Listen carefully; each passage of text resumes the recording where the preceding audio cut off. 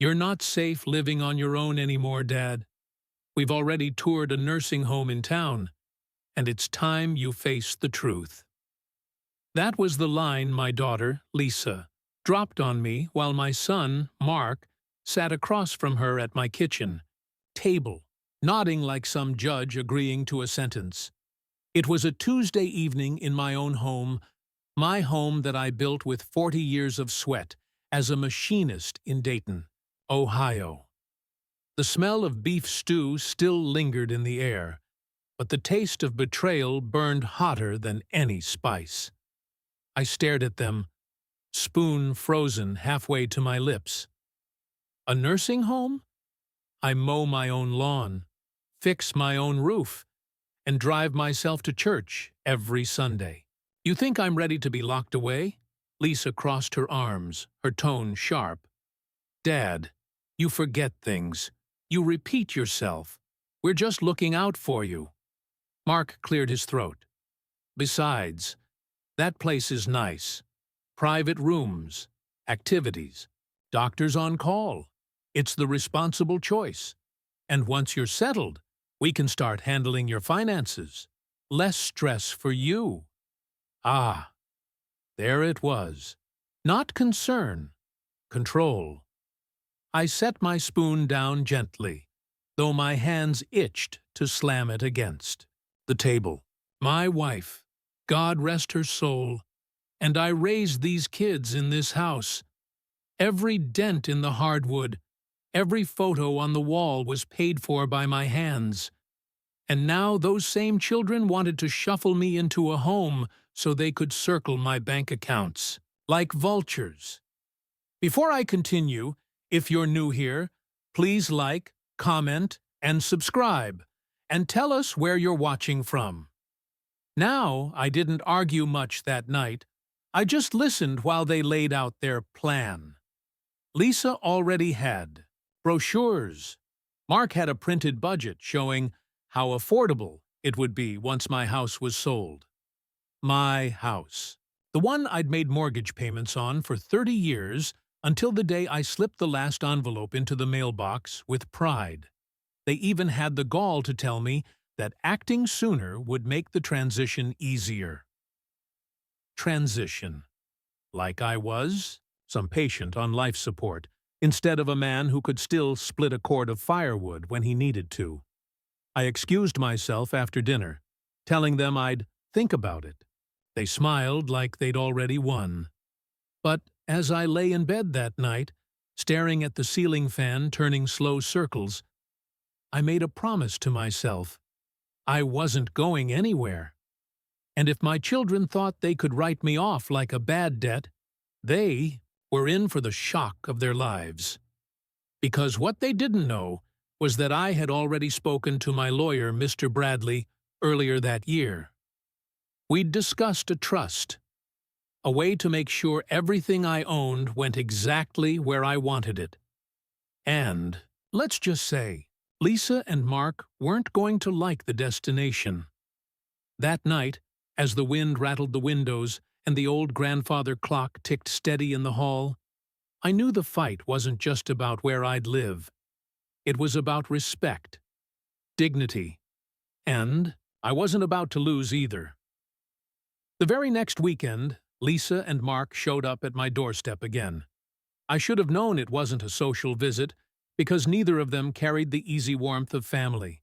They came with manila folders in hand and expressions as stiff as starched shirts. Dad, Lisa began, brushing past me into the living room, we brought the paperwork. It's just a matter of signing. Once that's done, we can schedule the move. Mark set his folder on the coffee table like it was some holy text. It's for your own good. You'll be comfortable, safe, and we'll take care of all the hard stuff. I lowered myself into my recliner, the same one I'd sat in every evening after long shifts at the factory. My dog, Rusty, curled at my feet, growling low as if he sensed what was coming. I looked at the folders, then at them. You mean you'll take care of everything I've worked for? That's what this is really about, isn't it? Mark let out a dry laugh. Come on, Dad. Don't be dramatic. We're just trying to be responsible. Somebody has to manage your affairs before it's too late." Lisa leaned forward, her voice soft but edged with steel. "We've already contacted the home. They have a room opening next month. If you wait, you might lose the spot." I almost smiled at that. Lose the spot. As if I were racing for a seat at some grand banquet. I sipped my coffee instead, letting the silence stretch. They shifted uncomfortably. That silence has always been my weapon. It makes people show their true hand. Finally, Lisa snapped. "Dad, stop being stubborn. Do you want to be the old man who falls down the stairs and lies there for days before anyone finds him?" That one stung, because deep down, I'd thought of that fear too. But the difference was, I'd prepared for it. A medical alert system. Neighbors who checked in. My doctor's number on speed dial. I wasn't reckless. Still, they pressed. Mark slid the paperwork closer. "Just sign these, and you won't have to worry anymore. We'll handle the house sale, your pension, your checking account. You'll have spending money, and that's it. Spending money." Like I was some kid asking for allowance. I didn't touch the papers. Instead, I leaned forward, elbows on my knees. "And what happens when I sign this? Do I become a guest in my own life?" Lisa rolled her eyes. "You become someone who's cared for. Isn't that what you wanted after Mom passed? Less stress?" Ah, there it was. The trump card, using my late wife against me. I felt the anger rise, but I kept it buried deep, letting only a calm voice come out. "You think your mother would have wanted this? For me to be locked away so you could divvy up the spoils?" Mark's face hardened. "Don't twist this, Dad. We're not villains. We're being practical. And if you won't sign willingly, maybe we'll have to get the courts involved. Ever heard of guardianship?" That word landed like a gavel. Guardianship. I'd heard stories. Kids declaring their parents incompetent, stripping them of every right. I kept my voice steady, though my hands tightened around the armrest. "You'd do that to me? Your own father?" Lisa didn't flinch. "If that's what it takes." They thought they had me cornered. They thought their threats would scare me into compliance. But what they didn't know was that weeks ago, I'd already moved every asset into a trust with Mr. Bradley's help. Ironclad. Unbreakable. Even guardianship couldn't touch it. I leaned back, letting a slow smile creep across my face. "Well," I said softly, "I guess we'll just see how that plays out." They didn't understand the weight of those words. Not yet. But soon, very soon, they would.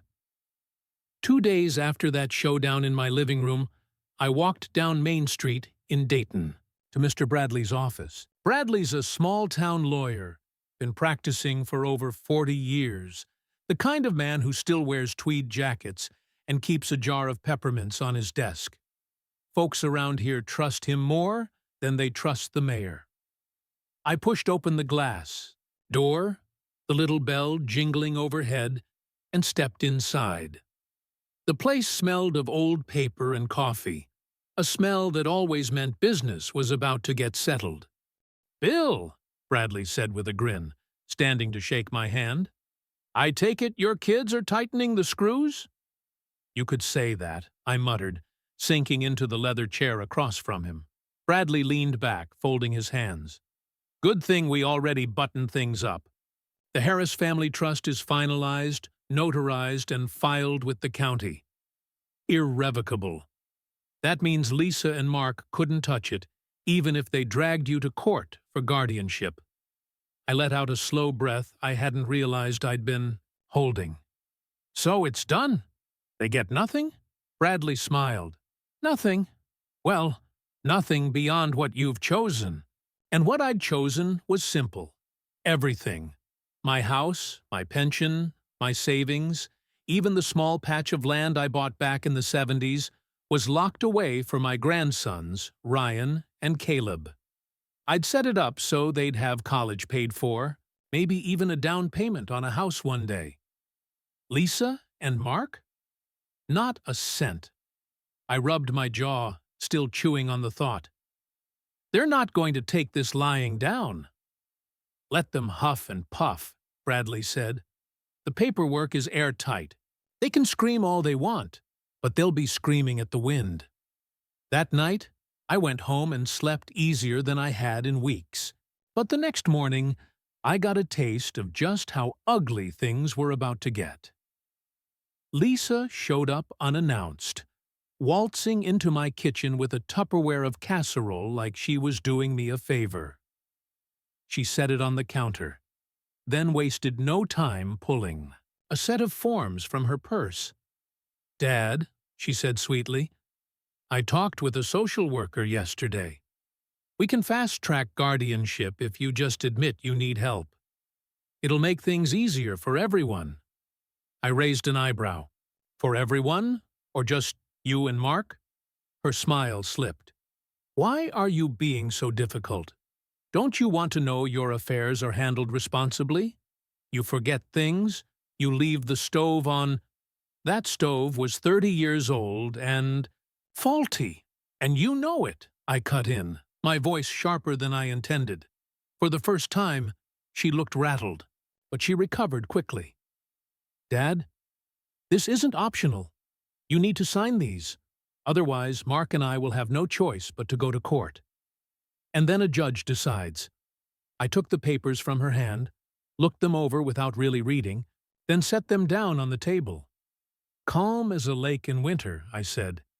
"Lisa, I already made my decision. You and your brother just don't know it yet." Her eyes narrowed. "What's that supposed to mean?" "You'll find out," I said. She stormed out, casserole forgotten on the counter, her heels clicking against the floor like gunshots. And as the door slammed behind her, I knew I'd just lit the fuse, because the next battle wouldn't be in my kitchen. It would be in public, where everyone would see exactly what kind of children I had raised. Thanksgiving came around colder than usual that year. Dayton's trees stood bare, the air sharp enough to sting your nose, and the scent of wood smoke drifted from chimneys all across town. For the first time in decades, Lisa insisted the holiday be hosted at her place, not mine. "Dad, it'll be easier for you," she'd said on the phone. "You just show up, eat, and relax. Leave the details to us." The invitation dripped, with sugar, but I could taste the poison underneath. I knew this wasn't about turkey or pumpkin pie. This was about control. Still, I agreed, because I had something they didn't know about. When I arrived, Mark was already parked in Lisa's driveway, his brand-new Ford F-150 gleaming like a trophy. I stepped inside, carrying nothing but my old leather satchel. Inside was the envelope that would change everything. Lisa's house smelled of cinnamon candles and roasted turkey. The dining table was dressed like something out of a magazine.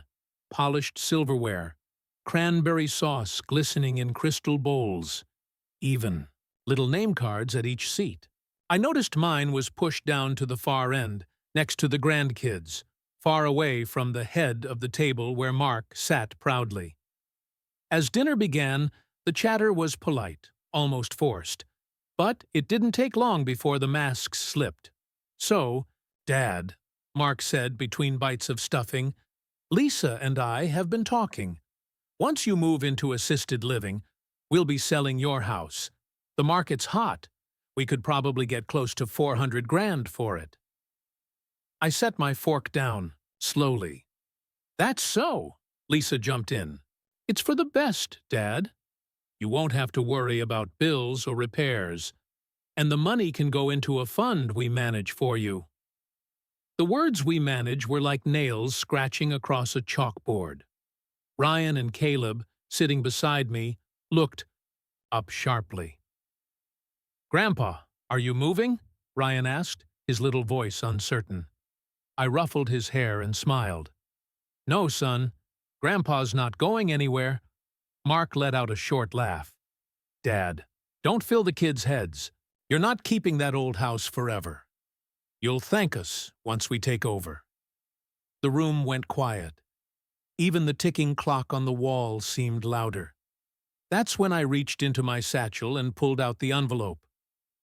"I was going to wait until dessert," I said, my voice steady. "But since you've brought it up," I slid the papers across the table. Bradley, my lawyer, had drawn them up neatly. Copies of the Harris Family Trust. Lisa frowned. "What's this?" "Read it," I said. She skimmed the first page, and I saw the color drain from her face. Mark leaned over, snatching the papers, his lips moving as he read. This says everything's in a trust," he sputtered. "That's impossible." "Not impossible," I said softly. "Finalized. Legally binding. Every penny I've saved, every brick of that house, the land, it all skips you and goes directly to Ryan and Caleb when they're old enough. Not a cent to you two." The silence that followed was deafening. Even the kids seemed frozen. Finally, Lisa slammed the papers down. "You can't do this. We're your children." I looked her dead in the eye. "Children don't plot to steal their father's house. Children don't try to shove him in a nursing home to get his money faster. You stopped being my children the day you chose greed over family." Mark's face turned beet red. "You'll regret this, old man." I stood, my chair scraping the hardwood floor. "No, Mark, you'll regret it. Because from this moment on, everyone in this town will know what kind of son and daughter I raised." I left the papers sitting on the table, right beside the untouched pumpkin pie, and walked toward the door. Behind me, Lisa hissed something under her breath, but I didn't need to hear it. The damage was done. And as I stepped outside into the frosty night, I knew the real storm was just beginning. Dayton isn't a big city. It's a small town where the diner waitress knows your order before you sit down, and where gossip spreads faster than wildfire. By Monday morning, everyone from the church choir to the post office knew what had gone down at Lisa's Thanksgiving table. I didn't have to tell the story. Neighbors did it for me. Did you hear? Mark and Lisa tried to force old Harris into a nursing home just to sell his house. Can you believe that? Ungrateful kids. After all he did for them. The whispers carried through the grocery store aisles, the barber shop, even the pews on Sunday.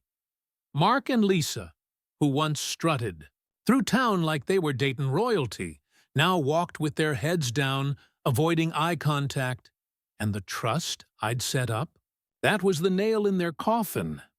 Without access to my assets, Mark had to face the bank on his own. His shiny F-150 wasn't paid off. He'd been drowning in loans, betting on an inheritance to bail him out. Lisa, too, had been living beyond her means, signing up for shopping sprees and vacations on credit, confident Dad's money would cover the bill one day. Now, collectors called, letters piled up. The same friends who once admired their lifestyle now shook their heads.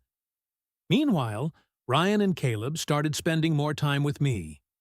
On Saturdays, I'd take them fishing at Indian Lake, or we'd get burgers at Patty's Diner. They asked questions, hard ones. "Grandpa, why were Mom and Uncle Mark so mad at you?" Caleb asked one afternoon, his little hands wrapped around a root beer float. I sighed, staring at the bubbles fizzing in my glass. "Because sometimes, son, people forget what matters most. They think money is more important than love." Ryan frowned. "But you didn't forget." I smiled and pulled them both close. "No, I didn't. As winter turned to spring, the distance between me and my children became permanent. Lisa stopped calling altogether. Mark sent one bitter message, something about stealing his future. But after that, silence. And you know what? For the first time in years, I felt peace. I walked my own halls at night without worrying someone would try to take them from me. I sat on my porch swing, listening to crickets, feeling the cool night breeze, knowing my grandson's futures were secure. The house I built with my own hands would never be a bargaining chip in their greedy games. It would stand as a legacy for the only family who still knew the meaning of love. Poetic justice had been served. My children lost their respect, their money, and the town's sympathy, all because they tried to bury me alive in a nursing home before my time. And me? I gained something far greater: dignity, freedom, peace. So if you're listening to my story, remember this. Sometimes the only way to teach a lesson is to let people trip over the rope they tried to tie around your neck. Tell us your thoughts in the comments, and don't forget to like, share, and subscribe for more stories.